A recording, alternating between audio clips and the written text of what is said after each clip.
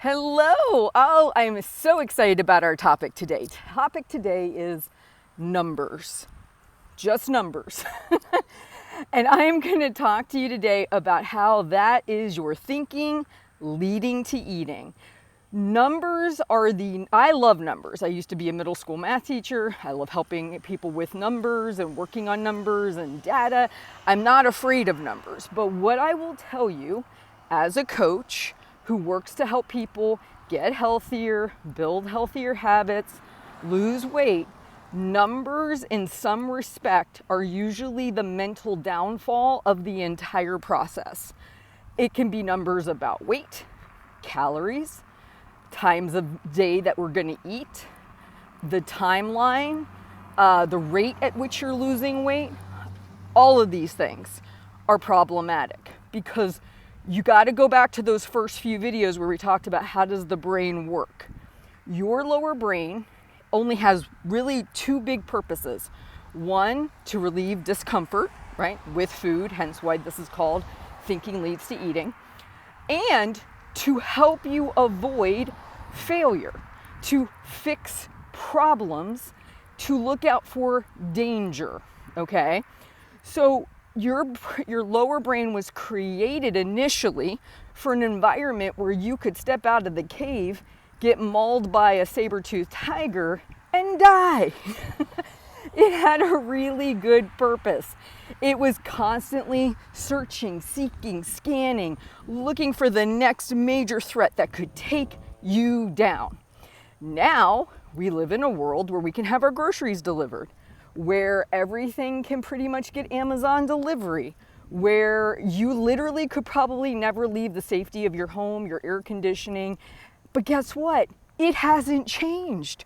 The lower brain is still sitting there scanning, seeking, scanning, seeking. And all it's looking for is, where is this person failing?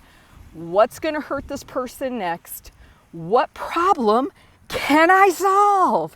That's right, ladies and gentlemen. You've got this constant scanning, watching brain inside your head that's always on, always computing. It's like in hyperdrive. And here's how this shows up. I'll talk to somebody. They're making progress. They're losing weight. Maybe they're losing a half a pound a week. They're okay. They say, I'm enjoying the process. Da, da, da, da, da. They see Sally over here who's losing a pound a week. Lower brain says, Sally is doing better than you are. This is unacceptable. What is wrong with what we're doing? So then I get boop, boop, boop, call Heather. Heather, I'm only losing a half a pound a week. Am I doing something wrong? Is there a problem? And then I redirect it back to the person. Well, is what you're doing sustainable? Yes, I'm eating out. I'm having wine. It's wonderful. Da, da, da, da. Okay, so what's the problem? Well, Sally over here, see, number comparison. I'm losing a half a pound a week. Sally's losing a pound a week. There's a problem. Nope. Because maybe Sally doesn't drink alcohol. Maybe Sally's got a slightly faster metabolism because she came from two different parents than you did. Maybe Sally doesn't eat out and that all affects her weight. Your brain is looking at another person to say that maybe what you're doing is not working. Another way it shows up, calories. Oh my gosh, like I could write books on the questions I get about calories. Heather, I've done what you said. This is what I'm saying, but this isn't what this is not what my Fitbit says. This is not what the online. Your body will tell you how much your maintenance calories are. Eat at a certain amount. Does your weight go up? Does it go down? Does it stay the same? Your body, and then our brain gets like, okay, this isn't okay. I see so-and-so over here, same age, same weight. She's eating 300 more calories at maintenance than I am. This is not acceptable. Lower brain kicks in. We got to figure this out. There's a problem to solve. No, there's not. No, there's not. There's no problem to solve. Your body is different from Sally's. Your experience is different from Sally's. Your brain is now, again, taking you out of your life and into somebody else's and looking at numbers as a way to compare. What it isn't showing you is Sally's day-to-day life, all the things she does. Again, she's a genetic makeup difference from you because she came from two different parents. She might have slightly more muscle mass or less muscle mass. She might work out more. She might move more. She might eat a different type diet than you do, which can affect her metabolism. Like, there's so many things your lower brain can absolutely not know. But what it zeroes in on is numbers, okay? Time, how long something's gonna take. So all of these things, again, lower brain, well, if it's gonna be half a pound a week, it's gonna take us X amount of weeks. Is that acceptable? Let's look around. And it's looking constantly.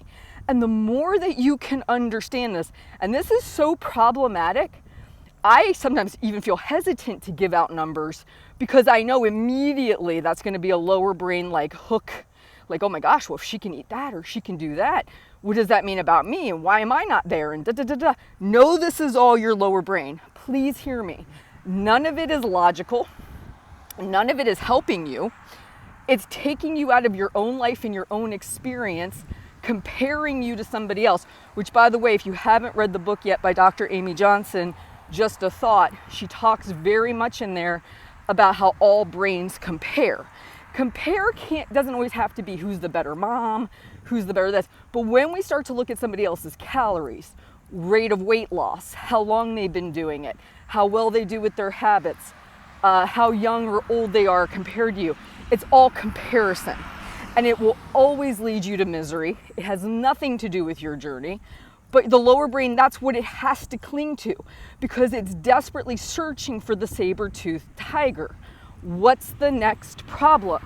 If I'm losing weight, but all these other people are losing weight quicker than me, I'm doing something wrong. So now I have to fix that problem. No, you don't.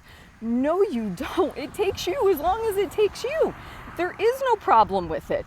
The questions to ask yourself in your journey is, what I'm doing sustainable? Do I enjoy it? Does it not feel like it's taking a Herculean effort? 2, am I making progress? Progress is over time, you're seeing the scale go down, if that's the goal. If it's to maintain, obviously it's to keep your weight stable. Those are the things. Look at yourself. Don't look at everyone else. And your lower brain's going to constantly do it, constantly seek. The best thing I can tell you to do is when you start to see it doing that, when you're asking the questions in your head, why am I not losing faster? What can I do to speed this up? Why can so-and-so eat that amount of calories and I can't? Am I doing enough workouts? Am I eating too often, too infrequently, enough meals for the day, too many carbs, too many this? Whenever it's number centered, just know 9 times out of 10, it is going to be your lower brain. Now, here's an example of where it might not be. You've been doing all the things right. You've been eating at what you think is maintenance calories. You give it the full 6 weeks. You evaluate the data and you say, interesting. I thought maintenance calories for me was 2,000. I did that for 6 weeks and my weight is up about a half a pound. I will use this data, not my lower brain. I'm not going to go compare myself to somebody else. I'm going to use this data to say I probably am overshooting my maintenance calories a hair. I'm going to repeat the process and drop myself down by 100 to 200 calories and I'll see what happens. That is your higher brain. It's looking at your data, it's making an assessment, and then it's helping to create a plan to continue to find out more information about you. That is how you do it. Not looking at other people feeling frustrated because your numbers in some way are not as good or bad or worse or whatever than somebody else's, right?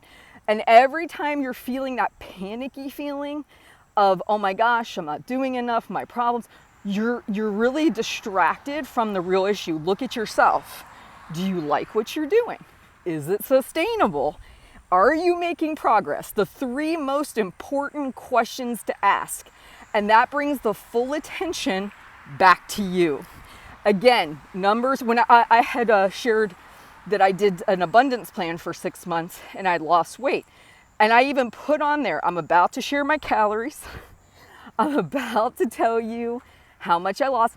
And I said, and I know for many of you, you're going to see this and your lower brain's going to be triggered. It was so funny because many of the community members responded back and said, absolutely, my lower brain had a lot to say about all of that. So just know that this is happening.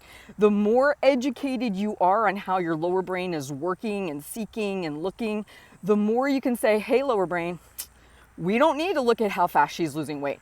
Let's look at us, see how we're doing, see where our calories need to be, see what our rate of weight loss is, and look at our own history and ask myself, is what I'm doing sustainable?